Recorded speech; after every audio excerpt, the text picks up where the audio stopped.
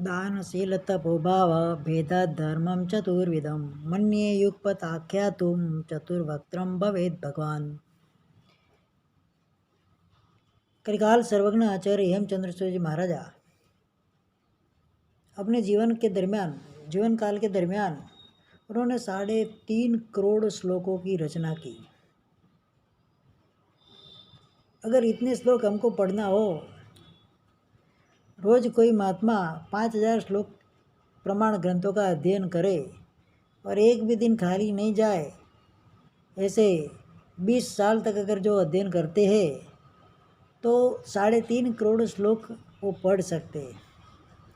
तो इतने श्लोकों की तो उन्होंने अपने जीवन दरमियान रचना की थी। ऐसे महान विद्वान, ऐसे कलिकाल सर्वज्ञ आचार्य हेमचंद्र सूर्य जी महाराज, जिन्होंने एक अप्रतिम परमात्मा भक्ति स्वरूप परमात्मा की भक्ति के लिए एक ग्रंथ की रचना की, जिनका नाम है वितराग स्तोत्र।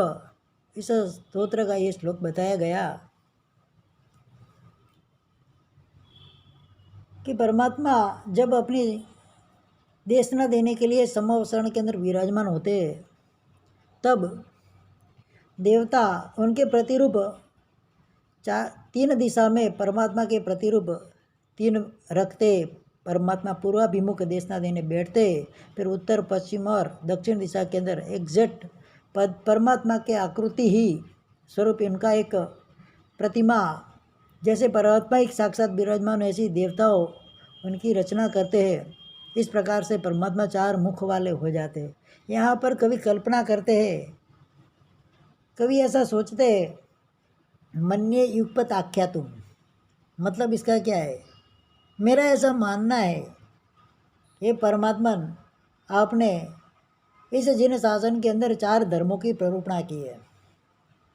सबसे पहला धर्म दान धर्म, दूसरा शील धर्म, तीसरा तप धर्म, चौथा भाव धर्म। अब किसी व्यक्ति को एक ही क्षण के अंदर, एक ही समय के अंदर ये 4 धर्म एक साथ कहना हो, वो कतई शक्य बनता नहीं है। तो आप इस प्रकार से 4 धर्म ऐसे बता रहे, शायद 4 धर्म बताने के लिए देवताओं ने आपके 4 मुख किए हो, ऐसा मेरा मानना है। 4 धर्म ये जो बताए गए हैं, आज हमको ये चातुर्मास प्रवेश के मंगल अवसर पर इसकी व्याख्या समझ रहे। ये विषय लेने का मेरा प्रयोजन इतना ही है कि धर्म करने का ये मौसम चातुर्मास आया है। कौन से धर्म करने, धर्म क्या चीज़ है वो समझना है, और क्यों करना है धर्म हमको वो समझना है। 4 धर्म को आपकी परिभाषा के अंदर समझाने की मैं चेष्टा कर रहा हूँ। 4B के द्वारा इन 4 धर्मों को समझाने का आज मेरा प्रयास है, और मैं उसी प्रकार से आपको समझाने जा रहा हूँ। सबसे पहले बिल्ड द अपकमिंग फ्यूचर, यानी कि अपने आने वाले भविष्य का हमको निर्माण करना है। कैसे होगा ये निर्माण? कोई व्यक्ति कुछ नया करना चाहता है तो कुछ करने के लिए यहाँ पर कुछ उसको भोग देना पड़ता है। कभी धन का भोग होता है, कभी तन का भोग होता है, कभी मन का भोग होता है, कभी अपने कार्य से, मन वचन काया से उनको कोई न कोई प्रकार से वो कोशिश करता है, तो वही आगे का भविष्य उसका निर्माण होता है। इस भाव के अंदर कोई अनंत पुण्य राशि के इकट्ठा होने पर और कोई पूर्व भव के जबरदस्त कोटि के शुभ पुण्य के प्रभाव से हमको यहाँ जिन शासन और मनुष्य पणा की प्राप्ति हुई, इसमें परमात्मा का सानिध्य, परमात्मा देव गुरु का सानिध्य में हमको मिला, परमात्मा भक्ति करने का अवसर मिला। ये सब अनायास नहीं मिल जाता है। कोई न कोई भाव में हमारी आत्मा ने कुछ इस ऐसे भविष्य का निर्माण करने के लिए कुछ न कुछ तो बिल्ड जरूर किया है। बिल्ड करना है इनकी निर्माण करना, तो कैसे होगा वो? जैसे कोई किसान खेत के अंदर बीज बोता है, खाद डालता है, पानी डालता है, और समय आने पर फसल पैदा होती है। बीज जितने डालते उससे कई गुना ज़्यादा फसल उसको प्राप्त होती है। तो इस प्रकार से हमको भी इस भाव के अंदर समझ मिली है, शक्ति मिली है, संपत्ति मिली है, सत्ता मिली है। इन सब के मिलने के पर इन सब का उपयोग हम अपने आने वाले भवों के निर्माण के लिए, अच्छे भव के निर्माण के लिए हमको उसका उपयोग करना है। जिस प्रकार से हम दान धर्म के द्वारा बिल्ड करना, मतलब देना, दान धर्म के द्वारा 7 क्षेत्र बताए गए, जिनागम, जिन प्रतिमा, जिन बिंब वगैरह, साधु साधी, श्रावक श्राविका, इस प्रकार से 7 क्षेत्रों के अंदर अपनी ये धनराशि को व्यय करके आज रुपया यहाँ पर हमको दान देना है, कन्वर्ट होकर अगले भव में डॉलर के रूप में हमको प्राप्त होगा। तन मन धन से हमारी शक्ति तो हम खुद दान कर सकते हैं, किसी को दान के लिए प्रेरणा कर सकते हैं, कोई दान कर रहा है उसकी अनुमोदना कर सकते हैं। 4 धर्म के अंदर अगर सबसे सरल धर्म कोई हो, हर कोई व्यक्ति जिसको कर सकता हो, छोटे से छोटा दान देकर भी कर सकता हो, ऐसा जरूरी नहीं कि धन का ही दान देना, कोई विद्या का दान दे सकते, कोई अपनी शक्ति का दान दे सकते, कोई अपने कार्य के द्वारा सहायक बनकर इस प्रकार से दान कर सकता है, कोई जीवों को बचाने के लिए अभयदान दे सकता है, जीवदया दान कर सकता है। अनेक प्रकार के दान, सुपात्र दान वगैरह अनेक प्रकार के दान शास्त्र के अंदर बताए गए। जिस तरह से आपको, जिसके अंदर आपकी रुचि बने, उस तरह से चातुर्मास के अंदर अपना तन मन धन लगाकर जुड़कर इस चातुर्मास को भी सफल बनाना है और अपने भविष्य का भी इस तरह से अच्छे से निर्माण करना है। इसीलिए ये दान धर्म परमात्मा ने बताया गया, परमात्मा के द्वारा बताया गया है। दूसरे नंबर के अंदर आएगा शील धर्म, ब्राइटिंग योर कैरेक्टर, अपने चारित्र को उजालो, चारित्र को निर्मल बनाओ, पवित्र बनाओ। If health is lost, if wealth is lost, nothing is lost. If health is lost, something is lost. But if character is lost, everything is lost. जिसका धन गया तो समझो कुछ भी नहीं गया है, जिसकी तबीयत बिगड़ी समझो थोड़ा कुछ उसको नुकसान हुआ है, लेकिन अगर जिसका कैरेक्टर खराब हो गया समझ लो उसके हाथ में से बाजी सरक गई, अभी उसके हाथ में कुछ नहीं बचा है। तन मन और धन को उजास करने का ये अशुभ अवसर चातुर्मास में प्राप्त होता है। आत्मा को ऊर्ध्व गति में ले जाने के लिए परमात्मा भक्ति, परमात्मा की वाणी का श्रवण, देव गुरु का संयोग, गुरु भगवंतों का साथ सहवास, उनके साथ चर्चा विचारणा, उनके चरित्र की प्रभावना, उनके चरित्र का दर्शन इत्यादि करने का सुअवसर चातुर्मास के अंदर सबसे ज़्यादा प्राप्त होता है। और उनको देखकर अपने कैरेक्टर को भी हम ज़्यादा से ज़्यादा तेजस्वी बना सकते हैं।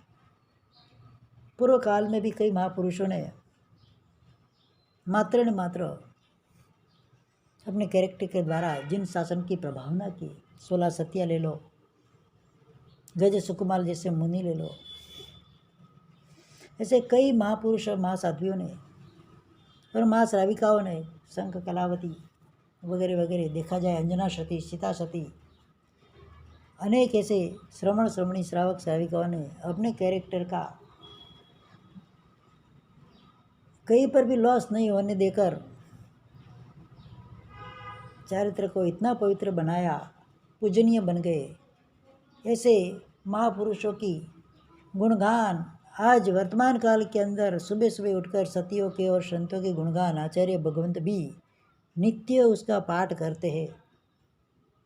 जबकि हम मन भरे सर की सच्चाई सुबह के प्रतिक्रमण के अंदर आती है, उसके अंदर इन पुण्यशाली आत्माओं के, इन शीलवंत आत्माओं के चरित्रों की यशोगान हम करते हैं, उनको नमन करते हैं, उनको वंदना करते हैं।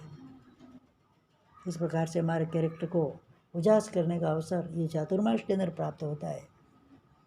तीसरे नंबर के अंदर बायकॉट द बैडनेस, यानी कि अपने अंदर रही हुई अशुभ आदतों को, अशुभ प्रकृतियों को हम तिलांजलि दें, उसको रवाना कर दें।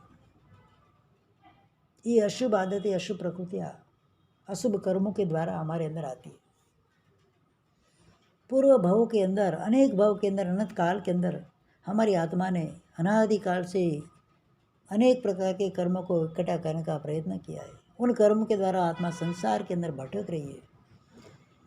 और ये भटकन को मिटाने के लिए तपसा निर्जरा, इन कर्मों की निर्जरा करने का तारक तीर्थंकर परमात्माओं ने एक ही माध्यम बताया है और सचोट माध्यम बताया है।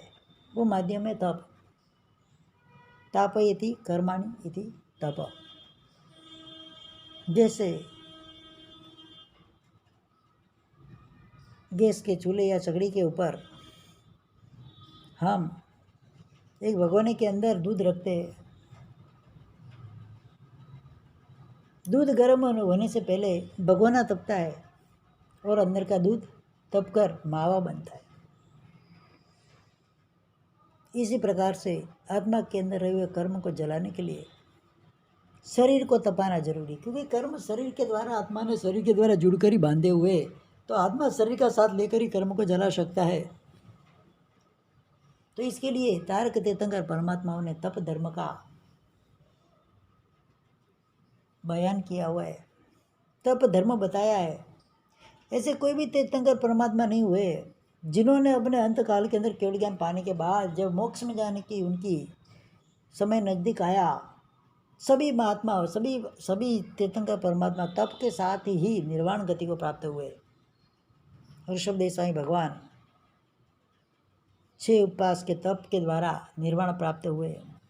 22 2 से लेकर 23वें तीर्थंकर तक के 22 तीर्थंकर भगवान सब ने मासक के द्वारा अपने निर्वाण को साधा है। भगवान महावीर ने छठे पाम्या वीर वड़ी दिवाली के दिन छठ के तप के साथ परमात्मा महावीर देव का भी निर्वाण हुआ। दीक्षा के दिन भी तप, केवल ज्ञान के अवसर भी तप, निर्वाण के अवसर भी तप।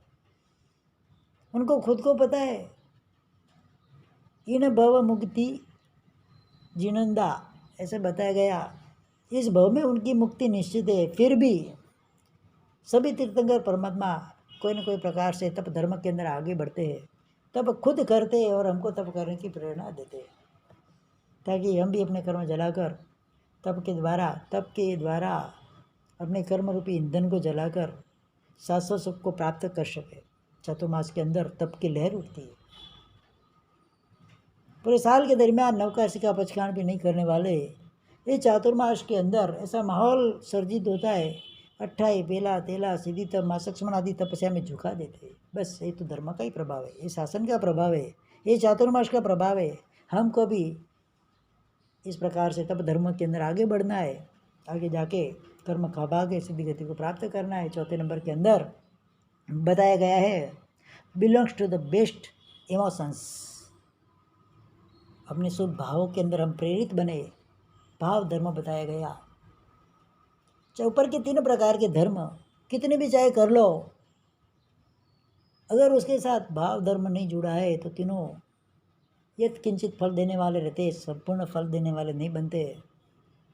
इसके लिए जिन शासन के अंदर मुख्यतया भाव धर्म बताया गया है, शुभ भाव के अंदर सतत प्रवृत्त रहना है।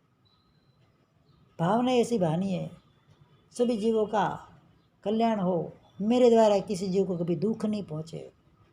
जो भी मैं आराधना करूँ उसके अंदर भाव से आराधना करनी है, अपने मन से आराधना करनी, सच्चे दिल से, तय दिल से आराधना करनी है।